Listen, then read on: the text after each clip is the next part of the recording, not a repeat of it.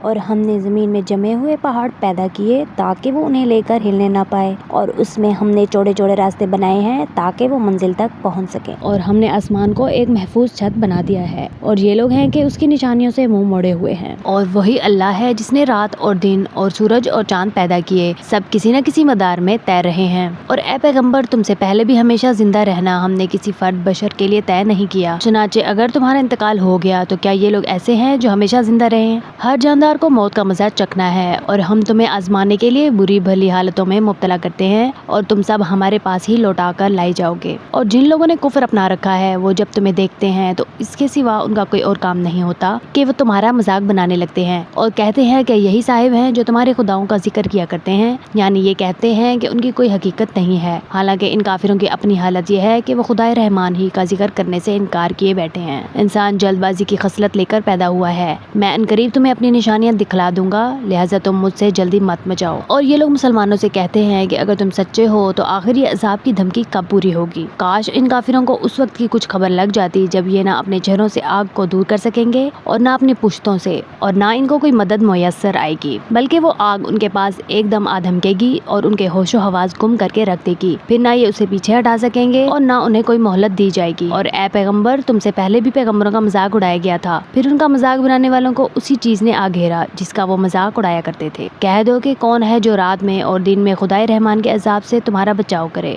مگر وہ ہیں کہ اپنے پروردگار کے ذکر سے منہ موڑے ہوئے ہیں۔ بھلا کیا ان کے پاس ہمارے سوا کوئی ایسے خدا ہیں جو ان کی حفاظت کرتے ہوں؟ وہ تو خود اپنی مدد نہیں کر سکتے اور نہ ہمارے مقابلے میں کوئی ان کا ساتھ دے سکتا ہے، بلکہ معاملہ یہ ہے کہ ہم نے ان کو اور ان کے آباء و اجداد کو سامان عیش عطا کیا، یہاں تک کہ اسی حالت میں ان پر ایک عمر گزر گئی۔ بھلا کیا انہیں یہ نظر نہیں آتا کہ ہم زمین کو اس کے مختلف کناروں سے گھٹاتے چلے آ رہے ہیں، پھر کیا وہ غالب آ جائیں گے؟ کہہ دو کہ میں تو تمہیں وحی کے ذریعے ڈراتا ہوں، لیکن بہرے لوگ ایسے ہیں کہ جب انہیں ڈرایا جاتا ہے تو وہ کوئی پکار نہیں سکتے۔ اور اگر تمہارے پروردگار کے عذاب کا ایک جھونکا بھی انہیں چھو جائے تو یہ کہہ اٹھیں گے کہ ہائے ہماری کمبختی، واقعی ہم لوگ ظالم تھے، اور ہم قیامت کے دن ایسی ترازویں لا رکھیں گے جو سراپا انصاف ہوں گی، چنانچہ کسی پر کوئی ظلم نہیں ہوگا، اور اگر کوئی عمل رائی کے دانے کے برابر بھی ہوگا تو ہم اسے سامنے لے آئیں گے، اور حساب لینے کے لیے ہم کافی ہیں۔ اور ہم نے موسیٰ اور ہارون کو حق و باطل کا ایک معیار، ہدایت کی ایک روشنی اور ان متقی لوگوں کے لیے نصیحت کا سامان عطا کیا تھا جو دیکھے بغیر اپنے پروردگار سے ڈریں اور جن کو قیامت کی گھڑی کا خوف لگا ہوا ہو۔